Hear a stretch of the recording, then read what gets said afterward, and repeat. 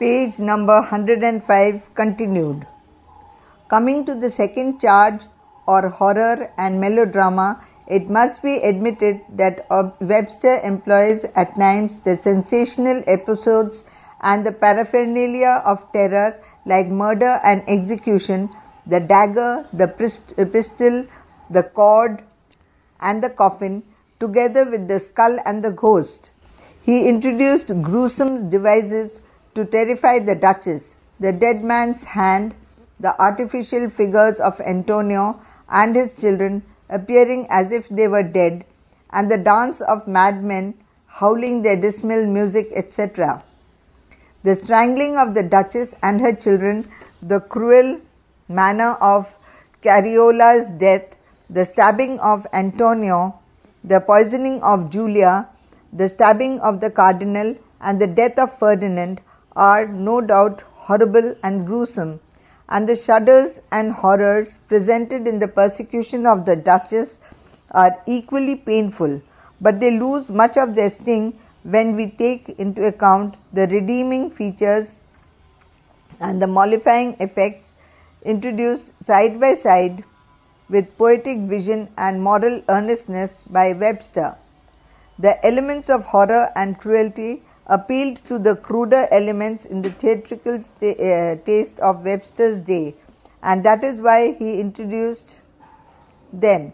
But they are, as Boss observes in Stuart drama, merely excrescence on his genius. The relieving features which keep Webster above the melodramatists of the age are many. Even his most somber scenes are relieved by his insight into human nature. He is aware that men and women lay open the innermost recesses of their souls in moments of deep or sudden agitation. With wonderful insight, he shows the good and the aftersting of passion and broken vocabulary of grief, and he employs them with unerring recognition of supremely fitting occasions, which is one of the highest, and as it is beyond all doubt one of the rarest gifts of true dramatic genius. Another significant departure that Webster makes is in the sphere of pathos, which is introduced to relieve the gloom and the horror of the tragedy. Pathos was unknown to revenge writers of the Jacobean period, but Webster introduced pathos and makes the tragedy of the Duchess, her children, Cariola and Antonia, particularly pathetic and touching. The death of Duchess moves us more deeply than anything else in English drama, says Lamb, and further adds, to move a horror skillfully, to touch a soul to the quick, to lay upon fear as much as it can bear, to wean and weary a life till it is ready to droop, and then step in with mortal instruments to make it take its last forfeit. This only a Webster can do. Writers of an inferior genius may upon horror's head horrors accumulate, but they cannot do this. They make quantity for quality. They terrify babes with painted art, but they do not know how a soul is capable of being moved. Their terrors want dignity. Their affrightments are without decorum. With another quality that separates Webster from the writers of revenge tragedy is his insistence on the moral vision. In nothing else is Webster's superiority to the revenge dramatist so clear as in the clarity of his moral vision. His characters are often cynical and pessimistic, but his own eyes are never blind to moral truth. He may be sad and skeptical, often seemingly pessimistic and cynical, but in his two great tragedies at least, while he does not stoop to enforce a puerile poetic justice, he is equally free from any desire to affront our moral sense by sympathy for sin and crime. His heart is loyal to the truth of things. Throughout this spectacle of greed, jealousy and rapine, a healthy moral outlook on life is maintained. In the Duchess of Malfi, it is not vitiated by the dark, dismal, cynical atmosphere of the play. In this play, evil finally consumes itself. Throughout this play, and especially in the latter part, the dramatist, even at the cost of dramatic action, seems to be preoccupied with moral generalization. The stars shine still in his plays.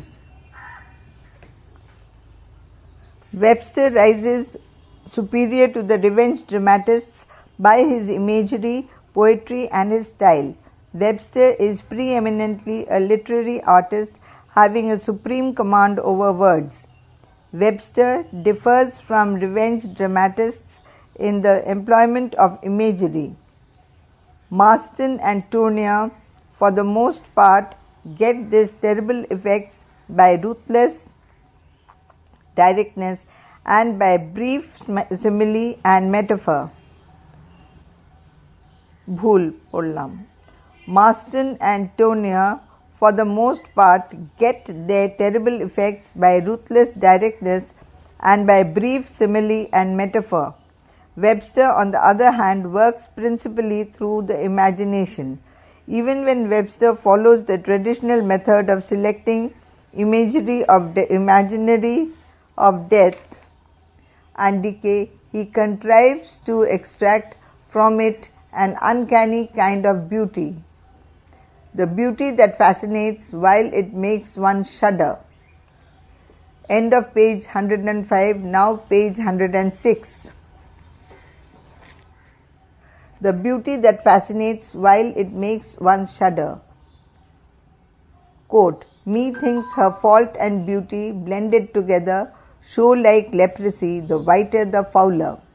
Webster's power of the poetry is his great crowning glory and elevates him from the rank of revenge dramatists.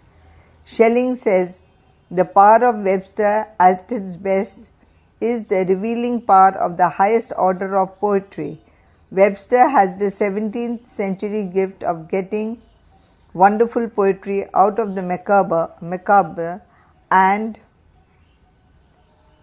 as Simond points out, his very similes smell of the graveyard, as for example where he speaks of a fowl confined in a baked meat. In the Duchess of Malfi we have the poetry of love, poetry of sadness, poetry of pathos, the poetry of ruin, and these poetic touches take off the edge of the various gruesome murders. In the fourth act of the play, Webster's genius burns with a constant glow, all the more impressive because of their wistful, tender charm wrung out of the very heart of tragedy. Webster's splendidly imaginative vision and his poetic insight relieve the gloom and the tedium of the play and make it a real work of art. The Jacobean Poets.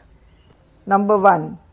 William Browne, 1591 to 1643. He was influenced by the pastoral poetry of Spenser. Browne's Britannia's pastorals in two parts, 1613 to 1616, followed by the 7 eclogues of the Shepherd's Pipe, is a fine specimen of pastoral poetry. Browne's works abounds in pastoral love, pompous similes, fanciful conceits, local color, and picturesqueness. He is an admirable stylist. His style is remarkable for a distinctly classical air, epigrammatic and proverbial force. Number 2. Giles Fletcher, 1588 to 1923. 1588 to 1623. His only poem, Christ's Victory and Triumph, 1610, is marked by a glowing descriptive and imaginative style and ornate and melodious diction. He was influenced by Spenser. He used a Spenserian stanza. Number 3. Phineas Fletcher, 1582 to 1650. He is the brother of Giles Fletcher. His poetry shows Spenser's influence. His works include Piscatori Eclogues, which was influenced by Spenser's Shepherd's Calendar, The Purple Island of the Isle of Men, and Duabartas, an allegory. The metaphysical school of poetry. A new kind of poetry known as the metaphysical poetry began with John Donne, 1573 to 1631. The term metaphysical as applied to poetry was first used by Dr. Samuel Johnson, and who borrowed it from Dryden's phrase for dome. He affects the metaphysics. It denotes, in the words of Saintsbury, the habit common to the school of poets of always seeking to express something after, something behind the simple, obvious first sense and suggestion. The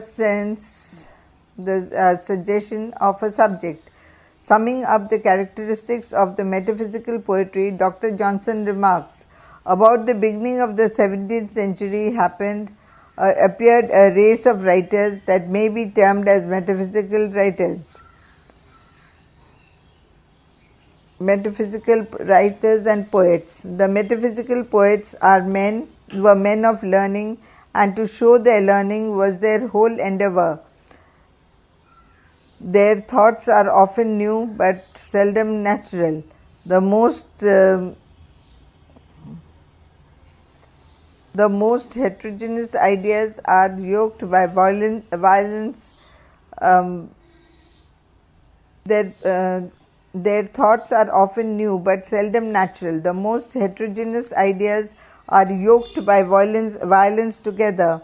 Nature and art are ransacked for illustrations, comparisons and illusions. Their learning instructs, and their subtlety surprises,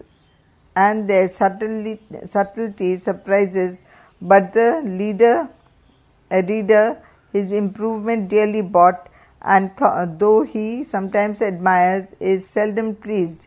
Their attempts are always analytical. They broke every image into fragments and could no more represent their pleasant slender conceits and labored particularities, the prospect of nature or the scenes of life, than he who dissects a sunbeam with a prism can exhibit the white effulgence of a summer sun. The following characteristics are common in all metaphysical poets. Number 1. Delight in novel thoughts and expressions. Number 1. Delight in novel thoughts and expressions. The metaphysical poets desired to say what they hoped and had never been said before. They cared to be singular in their thoughts and worked out their own manner of expressing them. They played with thoughts, said Sir Walter Scott, as the Elizabethans had played with emotions. Number 2. Scholarship and erudition. erudition. The metaphysical poetry reveals the scholarship reveals the scholarship and erudition of the poets. A whole book of knowledge might be compiled from the scholarly allusions in the poetry of Donne and Cowley only. What is unfortunate about metaphysical poets is that they sometimes drew their context from recesses of learning, not very much frequented by common traders of poetry. They also twist their vast learning. What is unfortunate about metaphysical poets is that they sometimes drew their conceits from recesses of learning, not very much frequented by common readers of poetry.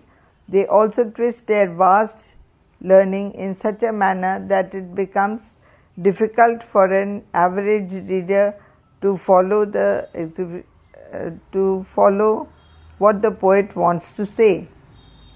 End of page 106. Now page 107. Number 3. The fetched images. A characteristic feature of the metaphysical poetry is indulgence in dissimilar images of discovery, of occult resemblances in things apparently unlike. The poets thought that by displaying their scholarship and using dissimilar and far-fetched images, the hyperbolical expressions, they would have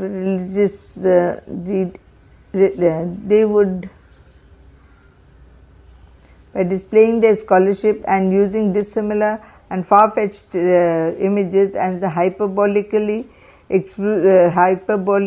expressions, they would attain the height of poetic excellence, a religious and amorous.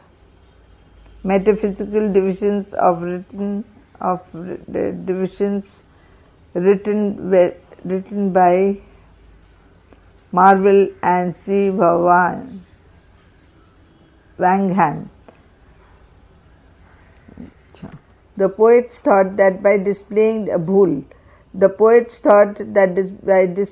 their scholarship and using dissimilar and far-fetched images and hyperbolical expressions, they would attain height of poetic excellence. Number 4. Religious and amorous. Metaphysical poetry may be classified into two broad divisions of amorous and religious verse. The former was written mainly by Carew, Suckling and Andrew Marvell, and the latter by Herbert Crashaw and Wangham.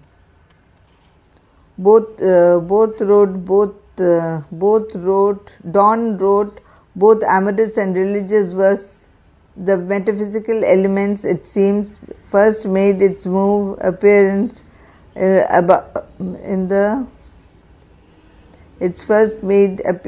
the metaphysical elements, it seems, first made its appearance in love poems. H.J.C. Grierson observes, the metaphysicals of the 17th century combined two things: the fanatics, dialectics of medieval future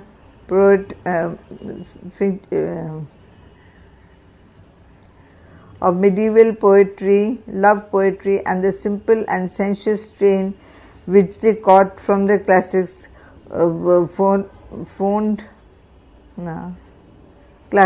soul and body lightly yoked and glad to hear soar somebody in the winged chariot of Pegasus.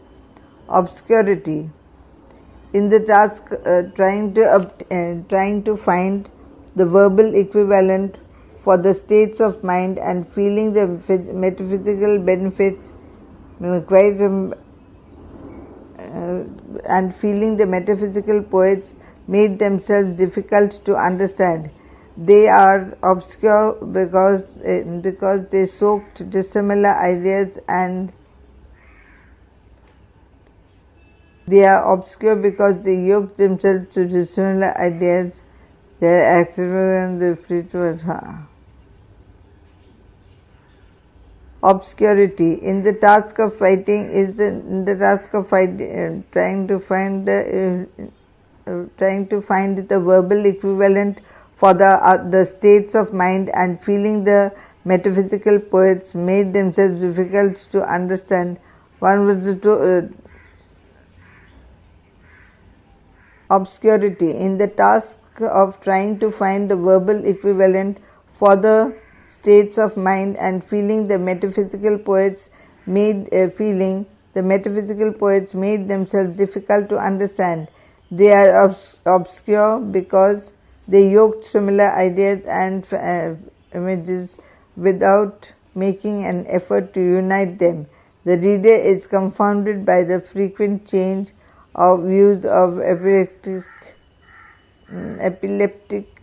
language other than ways of learning and since. The reader is confounded by the frequent use of elliptical language, out of the way terms, and strange learning. After the Restoration, the metaphysical poetry was on the wane. It was after the First World War that metaphysical elements in poetry appeared again. T.S. Eliot, E.R. Lewis, and Helen Gardner have a powerful mystical note in their poetry. Grierson remarks, "Great poetry is always metaphysical, born of man's passionate thinking about life, love and despair."